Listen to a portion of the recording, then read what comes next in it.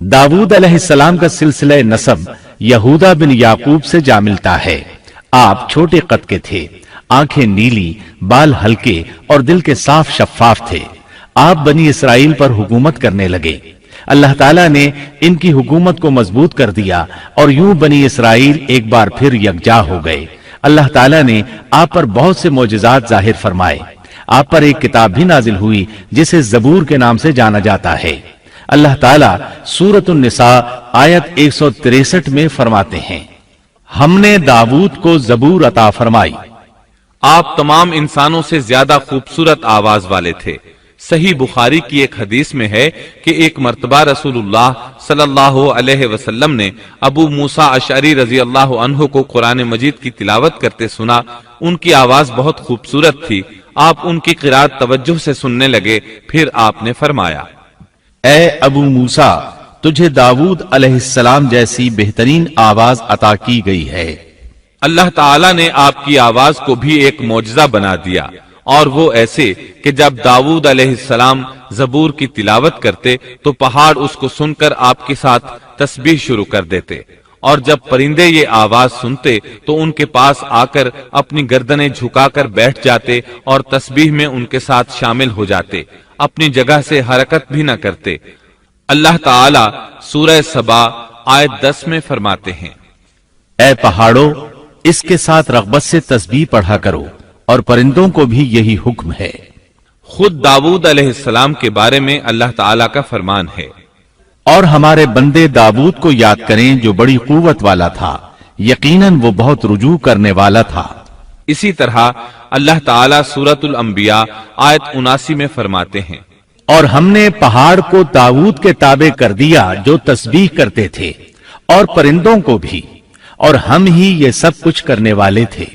इसी तरह सूरह स्वाद आयत 18 और 19 में अल्लाह ताला फरमाते हैं, यकीनन हमने पहाड़ों को उसके ताबे कर रखा था कि उसके साथ शाम को और सुबह को तस्बीह खानी करें, और परिंदे भी सब के सब उनके ताबे रहते थे। ये दाऊद अलैहिस्सलाम के मोजज़ात थे। अल्लाह ताला ने और भी कई मोजज़ात से उन्हें नवाजा था। अल्लाह ने आपके लिए लोहे को नर्म फरमा दिया था। आप लोहे से इस तरह चीजें बना लेते थे जिस तरह लोग गारे और मिट्टी से बना लेते हैं। आप लोहे से जिरहें बनाते थे। नूह अलैहिस्सलाम से पहले भी जिरहें होती थीं, लेकिन वो तख्तियों की मानंद होती थीं। उनको सीने और कमर की तरफ लटका लिया जाता था, लेकिन उनका बोझ बहुत होता था। आपने लोहे की कड़ियां और दायरे बनाकर उनको खास अंदाज में जोड़ जोड़ कर जिरहें तैयार की। ये बहुत हल्का लिबास था और पूरे जिस्म को दुश्मन के वार से महफूज रखता था।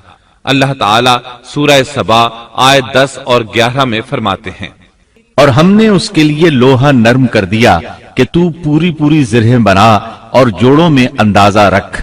तुम सब नेक काम किया करो, यकीन मानो कि मैं तुम्हारे आमाल देख रहा हूं।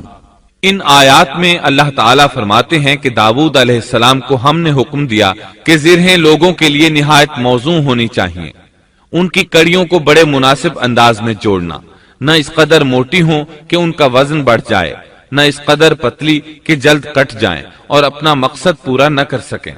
इसी तरह अल्लाह ताला सूरतुल अंबिया आयत 80 में फरमाते हैं, और हमने उसे तुम्हारे लिए लिबास बनाने की कारीगरी सिखाई ताकि लड़ाई के जरर से तुम्हारा बचाव हो सके। क्या अब तुम शुक्रगुजार बनोगे? बहरहाल इस सनत के मूजिद दाऊद अलैहिस्सलाम हैं। अल्लाह ताला ने आपकी हुकूमत को खूब मजबूत किया, आपको जबरदस्त फजाइल और मोजज़ात से माला माल किया। अल्लाह ताला सूरत स्वाद आयत 20 में फरमाते हैं, और हमने उसकी सल्तनत को मजबूत कर दिया था और उसे हिकमत दी थी और बात का फैसला समझा दिया था। आप लोगों के दरमियान निहायत आदिलाना फैसले फरमाते थे। आप नबी भी थे, बादशाह भी और काजी भी। आपकी हुकूमत के मुतालिक कई अहकामात नाजिल हुए। इनमें से कुरान मजीद में एक हुक्म अजीब अंदाज से आया है। हुआ यूं कि आपने इबादत और अदालत के लिए औकात मुकर्रर कर रखे थे। इबादत के लिए एक जगह बनवा रखी थी। दिन में फैसले करते, रात को इबादत। जब इबादत करते तो किसी को उनके पास आने की इजाजत नहीं थी। एक रोज ऐसा हुआ कि 2 आदमी बगैर इजाजत अंदर आ गए। दरवाजा बंद था, लेकिन वो दीवार फांद कर अंदर आ गए। आप डर गए कि कहीं हमला आवर न हो। اللہ تعالیٰ سورت سعد آیت 21 اور 22 میں فرماتے ہیں، اور کیا تجھے جھگڑا کرنے والوں کی بھی خبر ملی جبکہ وہ دیوار پھاند کر محراب میں آ گئے؟ جب یہ داؤد کے پاس پہنچے تو وہ ان سے ڈر گئے۔ وہ کہنے لگے، خوف نہ کیجیے، ہم مقدمہ کے 2 فریق ہیں، ہم میں سے ایک نے دوسرے پر زیادتی کی ہے، لہٰذا آپ ہمارے درمیان حق کے ساتھ فیصلہ کر دیجئے اور ناانصافی نہ کیجیے اور ہمیں سیدھی راہ بتا دیجئے۔ داؤد علیہ السلام نے فرمایا، بتاؤ تمہارا کیا مسئلہ ہے؟ ان میں سے ایک نے کہا، یہ میرا بھائی ہے، اس کے پاس 99 دمبیاں ہیں اور میرے پاس ایک ہی دمبی ہے، لیکن یہ مجھ سے کہہ رہا ہے کہ اپنی یہ ایک بھی مجھے دے دے اور مجھ پر بات میں بڑی سختی برتتا ہے۔ اس آیت کی تفسیر میں ہے کہ ایک دمبی والے بھائی نے کہا، یہ میرا بھائی بہت چالاک ہے، برے طریقے سے بات کرتا ہے، کہتا ہے کہ میری دمبیاں چرنے جاتی ہیں تو اس اپنی ایک دمبی کو بھی ان کے ساتھ بھیج دیا کرو۔ جب میری دمبی اس کی دمبیوں کے ساتھ آنے جانے لگ گئی تو اب یہ کہتا ہے کہ یہ بھی میری ہے، اب میں خالی ہاتھ ہوں، اس طرح میں اس کے ظلم کا نشانہ بن چکا ہوں۔ داؤد علیہ السلام نے فوراً کہا، اس کا اپنی دمبیوں کے ساتھ تیری ایک دمبی ملا لینے کا سوال واقعی تیرے اوپر ایک ظلم ہے، اور اکثر حصے دار اور شریک ایسے ہی ہوتے ہیں کہ ایک دوسرے پر ظلم کرتے ہیں، سوائے ان لوگوں کے جو ایمان لائے اور جنہوں نے نیک عمل کیے، اور ایسے لوگ بہت ہی کم ہیں۔ داؤد علیہ السلام نے دوسرے بھائی کی بات سنے بغیر ہی اسے ظالم ٹھہرا دیا۔ آپ کا فیصلہ سنتے ہی دوسرا بول اٹھا، آپ نے میری بات تو سنی ہی نہیں اور فیصلہ دے دیا، پہلے آپ میری بات تو سنتے۔ داؤد علیہ السلام فوراً بھانپ گئے کہ ان سے غلطی ہوئی ہے اور سمجھ گئے کہ یہ اللہ تعالیٰ کی طرف سے آزمائش ہے۔ آپ نے فوراً توبہ کی، اللہ کی طرف رجوع کیا اور استغفار کرنے لگے۔ اور داؤد سمجھ گئے کہ ہم نے انہیں آزمایا ہے، پھر تو اپنے رب سے استغفار کرنے لگے اور عاجزی کرتے ہوئے سجدے میں گر پڑے اور پوری طرح رجوع کیا، پس ہم نے بھی ان کا وہ قصور معاف کر دیا، یقیناً وہ ہمارے نزدیک بڑے مرتبے والے اور بہت اچھے ٹھکانے والے ہیں۔ اس کے بعد اللہ تعالیٰ سورت سعد آیت 26 میں فرماتے ہیں، اے داؤد، ہم نے تمہیں زمین میں خلیفہ بنا دیا، تم لوگوں کے درمیان حق کے ساتھ فیصلہ کیا کرو اور اپنی نفسانی خواہش کی پیروی نہ کرو، ورنہ وہ تمہیں اللہ کی راہ سے بھٹکا دے گی۔